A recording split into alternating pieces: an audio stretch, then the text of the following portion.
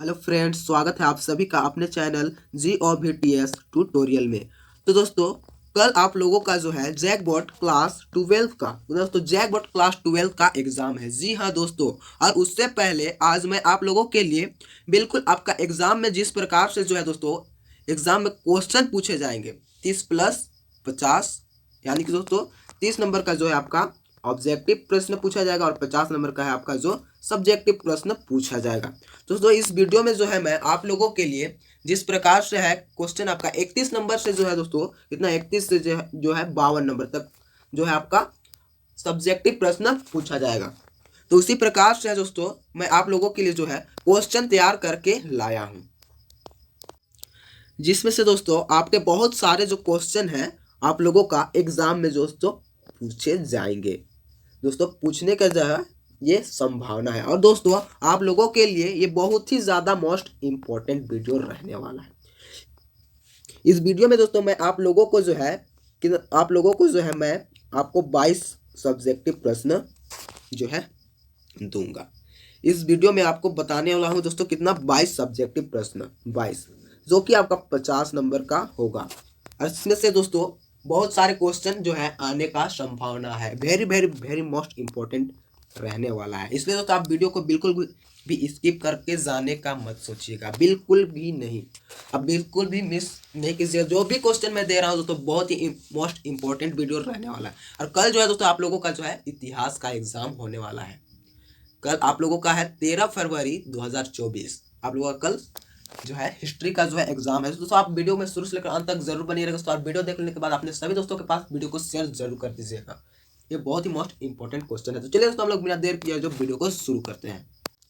तो देखिए दोस्तों आपका अति लघु उत्तरीय प्रश्न, क्या दोस्तों अति लघु उत्तरीय प्रश्न, किन्हीं 6 प्रश्नों के जो है आपको उत्तर देना है। आपको दोस्तों एग्जाम में जो है 8 प्रश्न पूछा जाएगा, जिसमें से कि दोस्तों आपको 6 नंबर का आंसर देना अनिवार्य रहेगा। तो देखिए दोस्तों आपका अति लघु उत्तरीय प्रश्न जो है आपका जो 2 नंबर का रहेगा, 6 नंबर तक का क्वेश्चन आपका 2 नंबर का देना होगा। तो देखिए दोस्तों आपका पहला प्रश्न क्या कहता है, कार्बन 14 विधि क्या है। तो कार्बन 14 विधि क्या है दोस्तों, तो देखिए दोस्तों आपका आंसर क्या कहता है। देखिए तिथि निर्धारण की वैज्ञानिक विधि को कार्बन 14 विधि कहा जाता है। इस विधि की खोज अमेरिका के प्रख्यात रसायन शास्त्री BL लीवी द्वारा 1946 ईस्वी में की गई थी। कितना दोस्तों 1946 ईस्वी में की गई थी। तो देखिए दोस्तों हम लोग इस तरह से जो है 1 नंबर का क्वेश्चन देख लिया, आप लोग अच्छी तरह से याद कर लीजिएगा, very very most important question है। देखिए आपका 2 नंबर का प्रश्न क्या कहता है, मौर्य प्रशासन को कितने भागों में बांटा जा सकता है। तो ये दोस्तों आपका मौर्य प्रशासन जो है तो उन्हें कितने भागों में बांटा जा सकता है। तो देखिए दोस्तों आपका आंसर क्या कहता है, मौर्य प्रशासन को 4 भागों में बांटा जा सकता है। कितने दोस्तों 4 भागों में बांटा जा सकता है। तो देखिए दोस्तों आपका पहला कहता है, पहला भाग में जैसे केंद्रीय शासन, दूसरा है आपका प्रांतीय शासन, तीसरा है आपका नगर शासन और चौथा है आपका ग्राम शासन। तो ये 4 भागों में दोस्तों इसे बांटा जा सकता है, किससे दोस्तों मौर्य शासन को। देखिए आपका 3 नंबर का क्वेश्चन क्या कहता है, त्रिपिटक के बारे में आप क्या जानते हैं। तो त्रिपिटक के बारे में दोस्तों आप क्या जानते हैं। तो उत्तर देखिए आपका क्या कहता है, त्रिपाठक का शाब्दिक अर्थ है 3 टोकरियों जिसमें कि पुस्तक रखी जाती है। बुद्ध की मृत्यु के बाद उनके शिष्यों ने उनकी शिक्षाओं का संकलन 3 पिटकों विनय पिटक, और दूसरा आपका सूत पिटक, और आपका तीसरा दोस्तों अभिधम पिटक में किया। तो चलिए आप लोग अच्छी तरह से जो है याद कर लीजिएगा। बढ़ते हैं हम लोग नेक्स्ट प्रश्न की ओर। तो देखिए दोस्तों आपका 4 नंबर का प्रश्न क्या कहता है, देखिए प्रारूप समिति का गठन कब किया गया। तो प्रारूप समिति का दोस्तों गठन कब किया गया था। देखिए उत्तर आपका क्या कहता है, प्रारूप समिति संविधान का प्रारूप तैयार करने के लिए 29 अगस्त 1947 को संविधान सभा द्वारा प्रारूप समिति का गठन किया गया था। कब दोस्तों आपका 29 अगस्त जो है 1947 को जो है संविधान सभा द्वारा प्रारूप समिति का जो है गठन किया गया। आप लोग डेट याद रखिएगा 29 अगस्त 1947 को। तो चलिए दोस्तों हम लोग बढ़ते हैं नेक्स्ट प्रश्न 5वां प्रश्न की ओर। तो देखिए दोस्तों आपका 5 नंबर का प्रश्न क्या कहता है, जलियांवाला बाग हत्याकांड कब और कहां हुआ। तो जलियांवाला बाग हत्याकांड दोस्तों कब और कहां हुआ था, ये दोस्तों आपका 10th क्लास में भी एक क्वेश्चन है। तो आपको याद ही होगा कि दोस्तों आपका जलियांवाला बाग हत्याकांड कब हुआ था? 13 अप्रैल 1919 को बैसाखी के दिन अमृतसर में हुआ था। तो चलिए दोस्तों हम लोग बढ़ते हैं नेक्स्ट प्रश्न की ओर। तो देखिए दोस्तों आपका 6 नंबर का प्रश्न क्या कहता है? अस्थाई बंदोबस्त। अस्थाई बंदोबस्त से आप क्या समझते हैं? तो अस्थाई बंदोबस्त से दोस्तों आप क्या समझते हैं? तो देखिए दोस्तों आपका उत्तर क्या कहता है? बंगाल में अस्थाई बंदोबस्त 1793 में कितना दोस्तों? 1793 में लागू किया गया था। इस व्यवस्था में भूमि जमींदारों को अस्थायी रूप से दी जाती थी। क्या दोस्तों? भूमि जमींदारों को अस्थायी रूप से दी जाती थी। उसे ही दोस्तों आपको आपका अस्थायी बंदोबस्त कहा जाता है। चलिए तो आप लोग अच्छी तरह से याद कर लीजिएगा। देखिए 7 नंबर का प्रश्न आपका कहता है दोस्तों, भारत का संविधान कब लागू किया गया? तो दोस्तों आपका भारत का संविधान जो लागू किया दोस्तों, ये आपका 26 जनवरी 1950 को लागू किया। बहुत ही आसान प्रश्न है दोस्तों। ये आपका भारत का संविधान दोस्तों 26 जनवरी 1950 ईस्वी को लागू किया। चलिए आप लोग अच्छी तरह से याद कर लीजिएगा। 7 नंबर का बहुत ही आसान प्रश्न है दोस्तों। देखिए 8 नंबर का आपका प्रश्न कहता है, जैन और बौद्ध धर्म का आविर्भाव कब हुआ?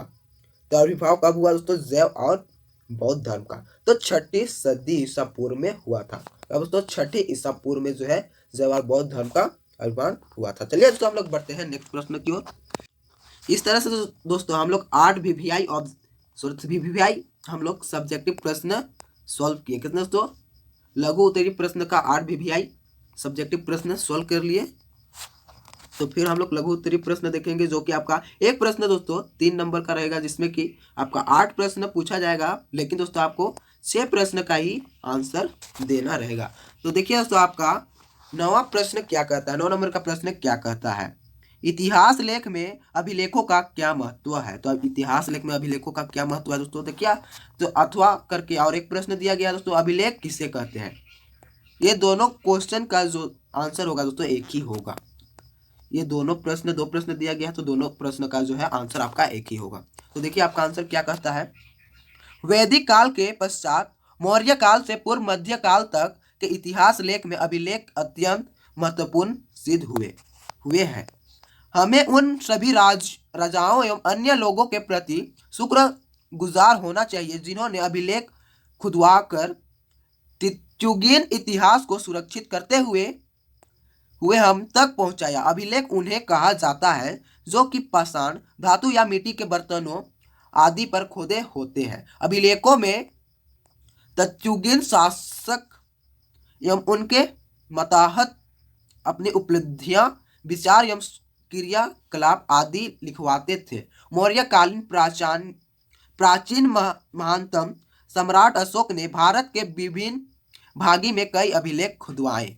मात्र इन अभिलेखों के द्वारा ही हम सम्राट अशोक के धम प्रचार के प्रयास, मानवता को सेवा के विचार आदि को भली भांति समझ सकते हैं। इतिहास लेखन में अभिलेख की कितनी अहम भूमिका है, इसका अनुभव इस तथ्य से लगाया जा सकता है कि D.R. भंडारन महोदय ने तो मात्र अभिलेखों के आधार पर ही अशोक का इतिहास लिखने का श्लाघ्य प्रयास किया। इस तरह से हम लोग 9 नंबर का प्रश्न भी सॉल्व कर लिए। तो चलिए हम लोग 10वां प्रश्न की ओर बढ़ते हैं।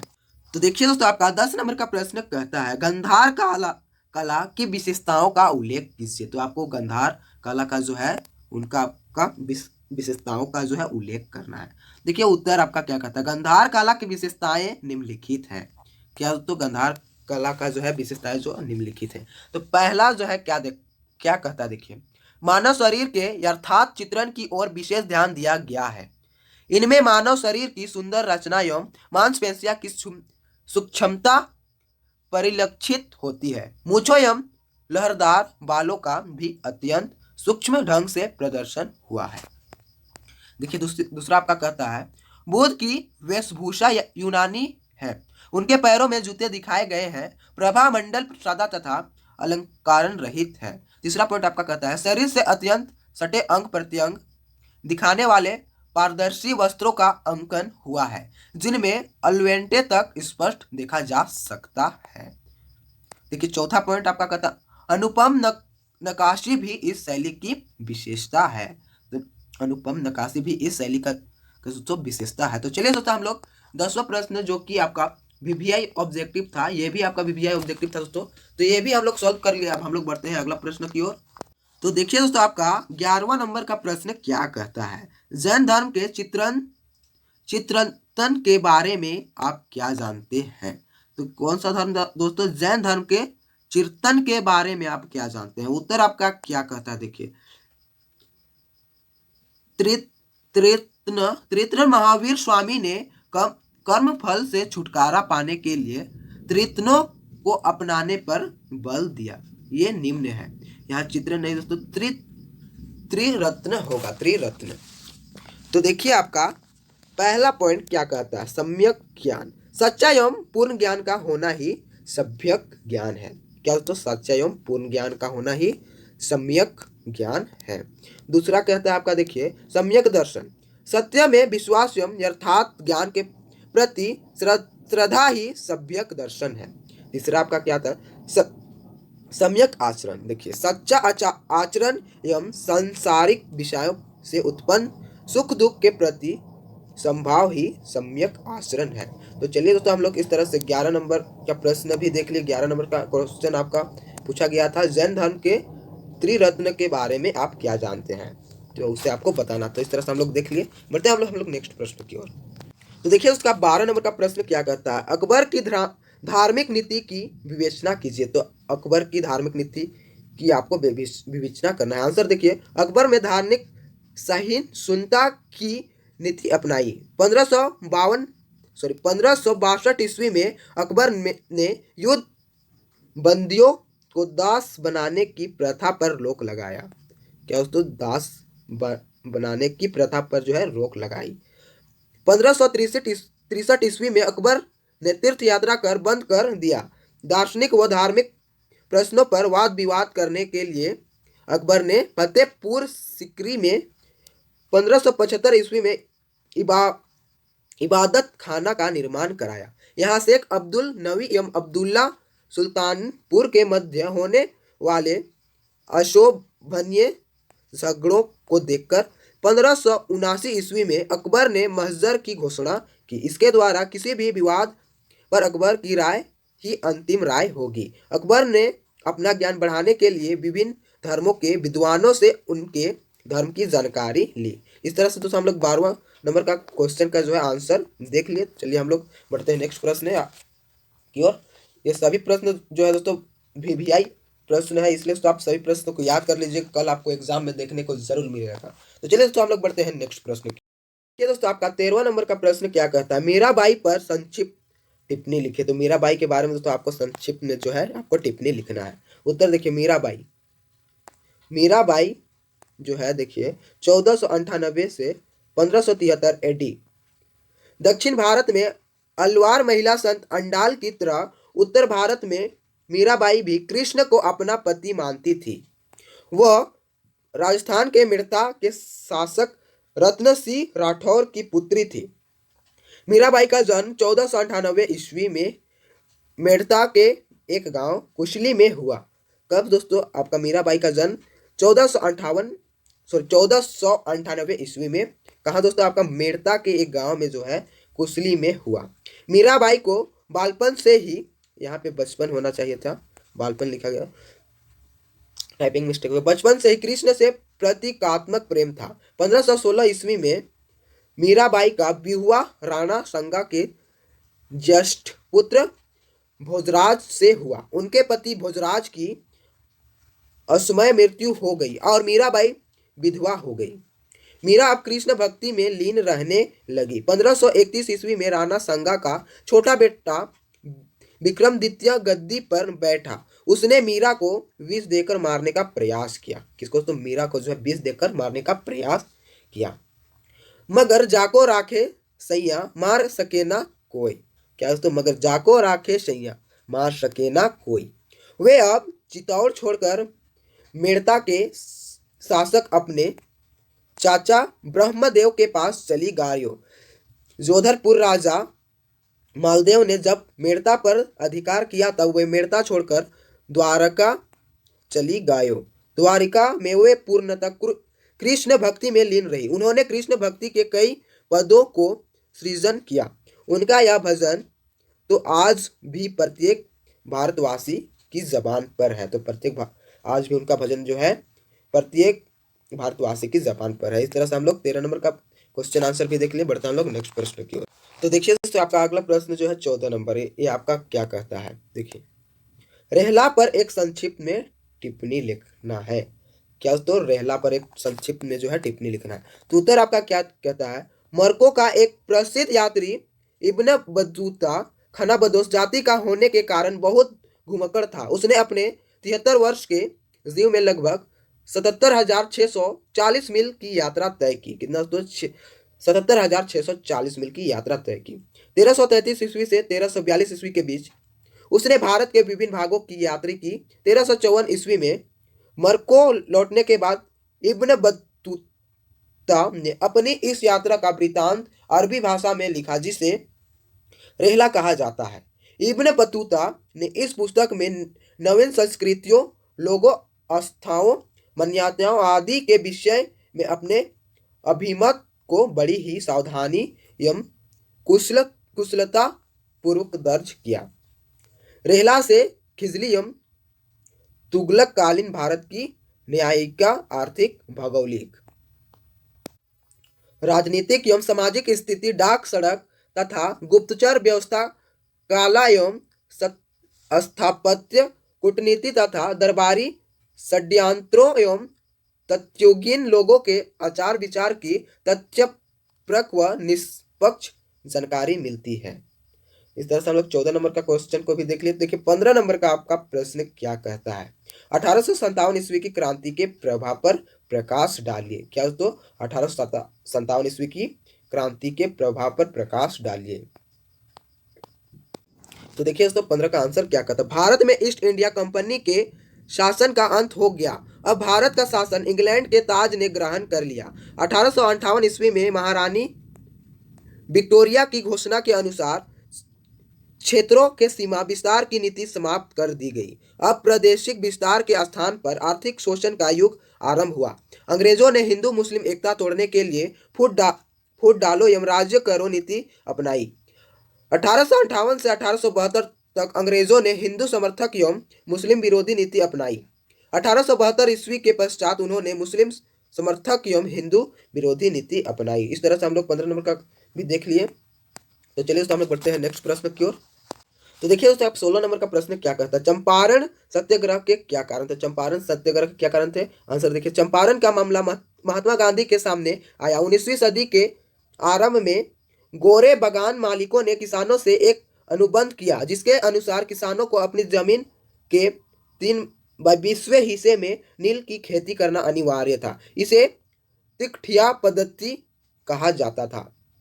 किसान इस अनुबंध से मुक्त होना चाहते थे। 1917 में चंपारण के राजकुमार शुक्ल के अनुरोध पर गांधी जी चंपारण पहुंचे। चंपारण पहुंचकर गांधी जी ने समस्याओं को सुना व सही पाया। गांधी जी से चंपारण छोड़ने की बात कही गई, लेकिन सत्याग्रही के सम्मान उन्होंने इसे मानने से इनकार कर दिया। गांधी जी के प्रयासों से सरकार ने चंपारण के किसानों की जांच हेतु एक आयोग नियुक्त किया। अंत में गांधी जी की विजय हुई। आयोग ने तिनकठिया पद्धति को समाप्त कर दिया और अंग्रेजों को अवैध वसूली का 25% वापस करना पड़ा। यह गांधी का सफल सविनय अवज्ञा आंदोलन था। चलिए हम लोग बढ़ते हैं अब दीर्घ प्रश्न की ओर। इस तरह से हम लोग जो है 6 लघु उत्तर के प्रश्न देखे, जो कि आपका एक प्रश्न 3 नंबर का पूछा जाएगा। तो चलिए हम लोग अब बढ़ते हैं दीर्घ प्रश्न की ओर। तो देखिए दोस्तों, आपको दीर्घ प्रश्न में जो है आपको 6 प्रश्न पूछा जाएगा। दीर्घ प्रश्न में 6 प्रश्न पूछा जाएगा, जिसमें कि आपको दोस्तों आपको 4 प्रश्न को ही हल करना है। तो देखिए, आपका किन्हीं 4 प्रश्नों के उत्तर दीजिए। 6 प्रश्न दिया रहेगा, उसमें से आपको किन्हीं 4 प्रश्न का जो है उत्तर देना है। तो देखिए, आपका 17 नंबर का प्रश्न क्या कहता है। शहरी सामाजिक जीवन पर नगरीकरण के प्रभावों पर प्रकाश डालिए। तो शहरी सामाजिक जीवन पर नगरीकरण के प्रभाव पर प्रकाश डालना है। देखिए उत्तर आपका क्या है दोस्तों। नगरीकरण के सामाजिक जीवन पर पड़ने वाले प्रमुख प्रभाव निम्नलिखित है। पहला देखिए क्या है, मध्यम वर्ग का विकास, इंग्लिश में कहते हैं ग्रोथ ऑफ मिडिल क्लास। यद्यपि मध्यम वर्ग नगरीकरण के पूर्व भी अस्तित्व में था, किंतु समाज में उनका प्रतिशत बहुत कम था। नगरीकरण की प्रक्रिया के परिणाम स्वरूप नगरों में क्लर्कों, अध्यापकों, वकीलों, इंजीनियरों, लेखापाल प्रक्रिया के परिणाम स्वरूप नगरों, देखिए फिर हम वही फिर उसी को रिपीट कर रहे हैं, चलती हो गई। नेक्स्ट कहता है, देखिए लेखापाल के नेक्स्ट आगे क्या कहता है कि मांग बढ़ती जा रही थी, अतः इन कारणों से नगरों में इन वर्गों के लोगों की संख्या में तीव्र वृद्धि हुई। इन वर्गों के लोग शिक्षित तथा बौद्धिक रूप से जागृत होते थे। इन वर्गों के सम्मिलन से नगरों में एक मध्यम वर्ग या मध्य वर्ग का विकास हुआ।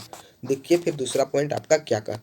तो देखिए दोस्तों, आपका दूसरा पॉइंट है महिलाओं की स्थिति पर प्रभाव, इफेक्ट्स ऑन वुमेन्स पोजीशन। देखिए नगरीकरण का प्रभाव समाज में महिलाओं की स्थिति पर भी पड़ा। अब महिलाओं में भी शिक्षा का प्रसार हुआ। शिक्षित महिलाएं घर की चार दीवारी से निकलकर विभिन्न पेशेवर कार्यों को संपन्न करने लगी। हालांकि समाज का दृष्टिकोण इनके प्रति लंबे समय तक अच्छा नहीं रहा था। स्त्रियों के बढ़ते महत्व के प्रति पुरुष समाज की चिंताओं को कालीघाट चित्र में देखा जा सकता है, जिसे 19वीं शताब्दी के अंतिम दशकों में बनाया गया था। फिर देखिए दोस्तों, आपका तीसरा पॉइंट क्या कहता है। तो देखिए दोस्तों, आपका तीसरा पॉइंट क्या कहता है, नवीन मजदूरों वर्ग का उदय, rise of new labour class. नगरीकरण की प्रक्रिया से नगरों में बड़े बड़े उद्योगों का विकास हुआ। इन नगरों में काफी बड़ी संख्या में मजदूर रोजगार के लिए एकत्रित होने लगे थे। इस प्रकार नगरों में एक बहुत बड़े मजदूर वर्ग का उदय तथा विकास हुआ। शहरों में उनके निवास तथा खान पान की दशाएं व कार्यस्थल का वातावरण अच्छा नहीं होता था। इस कारण मजदूरों में अपने स्वामियों के प्रति असंतोष फैलता जा रहा था।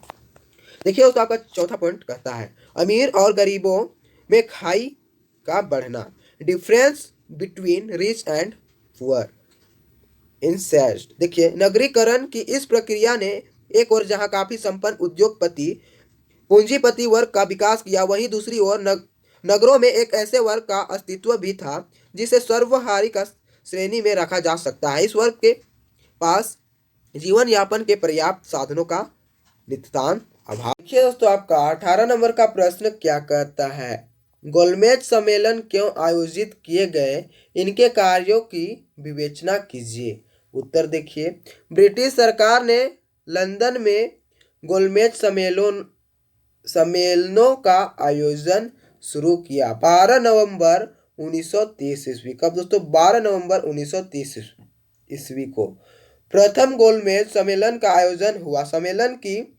अध्यक्षता ब्रिटिश प्रधानमंत्री रैमजे मैकडोनाल्ड ने की। इस सम्मेलन में 89 प्रतिनिधियों ने भाग लिया। इसमें ब्रिटिश के तीनों दलों का प्रतिनिधित्व करने वाले 16 ब्रिटिश संसद सदस्य, ब्रिटिश भारत के 57 प्रतिनिधि, जिन्हें वायसराय ने मनोनीत किया था, तथा देशी रियासतों के 16 सदस्य सम्मिलित थे। कांग्रेस ने इस सम्मेलन का बहिष्कार किया था। तो देखिए गांधी इरविन समझौता। प्रथम गोलमेज सम्मेलन असफल रहा। 19 जनवरी 1931 ईस्वी को बिना किसी निर्णय के यह समाप्त कर दिया। यह स्पष्ट हो गया कि कांग्रेस के बिना कोई संवैधानिक निर्णय नहीं लिया जा सकता है। देश में उचित वातावरण बनाने के लिए इरविन ने कांग्रेस से प्रतिबंध हटा दिया था। गांधी जी तथा अन्य सारे कैदियों को जेल से रिहा कर दिया।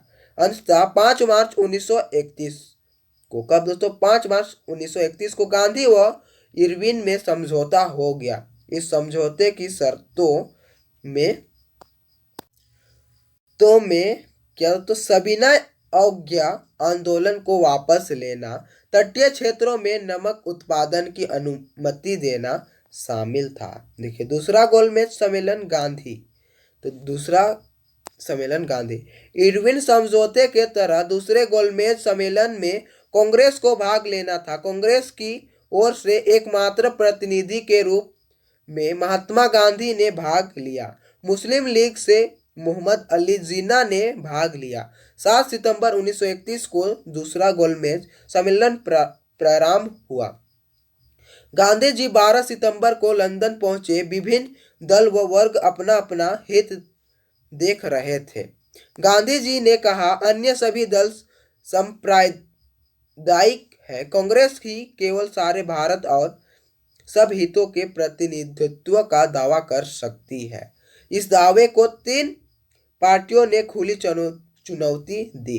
पहला, मुस्लिम लीग का कहना था कि वह मुस्लिम अल्पसंख्यकों के हित में काम करती है। दूसरा कहता है, देखिए, राजवड़ों का दावा था कि कांग्रेस का उनके नियंत्रण वाले भूभाग पर कोई अधिकार नहीं। फिर तीसरा कहता है, देखिए, तीसरी चुनौती तेज तर्रार वकील और विचारक बी.आर. अम्बेडकर की तरफ से थी, जिनका कहना था कि गांधी जी और कांग्रेस पार्टी निचली जातियों का प्रतिनिधित्व नहीं करते। लंदन में हुआ यह सम्मेलन भी किसी नतीजे पर नहीं पहुंच सका। फिर हम लोग बढ़ते हैं नेक्स्ट तीसरा की ओर। देखिए दोस्तों, आपका तीसरा पॉइंट कहता है, तीसरा गोलमेज सम्मेलन।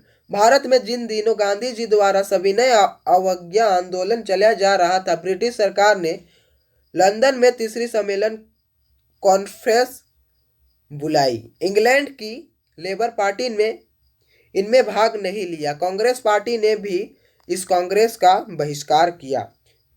कुछ भारतीय प्रतिनिधि जो सरकार की हाँ में हाँ मिलाने वाले थे, उन्होंने इस सम्मेलन में भाग लिया। सम्मेलन में लिए गए निर्णयों का श्वेत पत्र के रूप में प्रकाशित किया गया और फिर इसके आधार पर 1985 का एक्ट पास किया गया। बढ़ते हैं हम लोग नेक्स्ट प्रश्न की ओर दोस्तों। तो देखिए, उससे आपका 19वां प्रश्न पूछा गया है, भारत छोड़ो आंदोलन के कारणों और परिणामों का मूल्यांकन करें। तो भारत छोड़ो आंदोलन का मूल्यांकन और कारणों का जो है मूल्यांकन करना। भारत छोड़ो आंदोलन के कारण क्रिप्स मिशन की असफलता से यह बात स्पष्ट हो गई थी कि सरकार कोई भी कार्य भारतीयों के पक्ष में नहीं कर सकती। महात्मा गांधी इस बात का अनुभव कर रहे थे कि तीव्र आंदोलन की आवश्यकता है। युद्ध के कारण बढ़ती कीमतों व जरूरी वस्तुओं की कमी से जनता बहुत दुखी थी। भारत छोड़ो आंदोलन की व्याख्या करते हुए कहा गया कि भारत छोड़ो का अर्थ नहीं कि सभी अंग्रेजों को भारत से उठाकर बाहर फेंक दिया जाए। इसका अर्थ केवल सत्ता का हस्तांतरण है। 8 अगस्त 1942 ईस्वी को बम्बई अधिवेशन में भारत छोड़ो आंदोलन का प्रस्ताव पास किया। मौलाना आजाद ने चर्चा करते हुए कहा, हमारे प्रस्ताव का उद्देश्य अंग्रेजों ने को धमकी देना नहीं बल्कि उनको नियंत्रण करना है तथा अपनी बात की व्याख्या करना है और अंग्रेजों को सहयोग देना है। यह बात भी स्पष्ट है कि यदि वे हमारी बात नहीं मानेंगे तो आवश्यक है कि कोई ना कोई घटनाएं अवश्य होगी। तो देखिए, अब हम लोग देखते हैं भारत छोड़ो आंदोलन के परिणाम। भारत छोड़ो आंदोलन या अगस्त क्रांति भारतीय स्वतंत्र आंदोलन की अंतिम महान लड़ाई थी, जिसने ब्रिटिश शासन की नींव को हिलाकर रख दिया। महात्मा गांधी ने कहा, मैं आपको एक मंत्र देता हूं, करो या मरो, डू और डाई, जिसका अर्थ था भारत की जनता देश की आज़ादी के लिए हर ढंग का प्रयत्न करते। बस इस बात का ध्यान रखें कि आंदोलन गुप्त एवं हिंसात्मक ना हो। महात्मा गांधी के भाषण पर पट्टाभिषेक त्राम्या ने कहा, वास्तव में गांधी जी उस दिन अवतार और पैगंबर की प्रेरक शक्ति से प्रेरित होकर भाषण दे। बढ़ते हम लोग नेक्स्ट प्रश्न की ओर। इस तरह से दोस्तों हम लोग जो है 19 प्रश्न देख लिए। तो अब हम लोगों के पास जो है बचता है दोस्तों 3 प्रश्न। 3 प्रश्न हम लोगों के पास जो है बच चुका है, उसको हम लोग दोस्तों कल सुबह देख लेंगे। आप लोग का एग्ज़ाम देने से पहले हम लोग 3 प्रश्न बचा हुआ है, उससे हम लोग देख लेंगे। तो दोस्तों आपको वीडियो अगर पसंद आया तो दोस्तों वीडियो को एक लाइक कर दीजिएगा दोस्तों, और चैनल पे पहली बार आया दोस्तों तो चैनल को सब्सक्राइब कर लीजिएगा दोस्तों, और बेल आइकन को जो है ऑल पे सेट कर लीजिएगा, ताकि दोस्तों मैं जब भी वीडियो अपलोड करूँ तो सबसे पहले नोटिफिकेशन आपके पास पहुँच जाए दोस्तों, आप वीडियो को देख सके। तो दोस्तों आप देख लिया है तो आप अपने सभी दोस्तों के पास जो है वीडियो को शेयर जरूर कर दीजिए, ताकि दोस्तों उनको भी इस वीडियो से लाभ हो सके। और ये क्वेश्चन जो मैं दे रहा हूँ दोस्तों, ये काफ़ी मोस्ट इम्पोर्टेंट वीडियो है, VVI प्रश्न है, इसलिए दोस्तों आप इस वीडियो को हल्के में बिल्कुल भी मत लीजिएगा। काफ़ी रात हो चुकी है दोस्तों और बारिश भी हो रही है, इसलिए मैं वीडियो अभी इतना ही बनाता हूँ। जो 3 प्रश्न आपका बचा हुआ है उसे मैं सुबह कल अपलोड कर दूंगा। चलिए दोस्तों हम लोग मिलते हैं फिर अगले वीडियो में।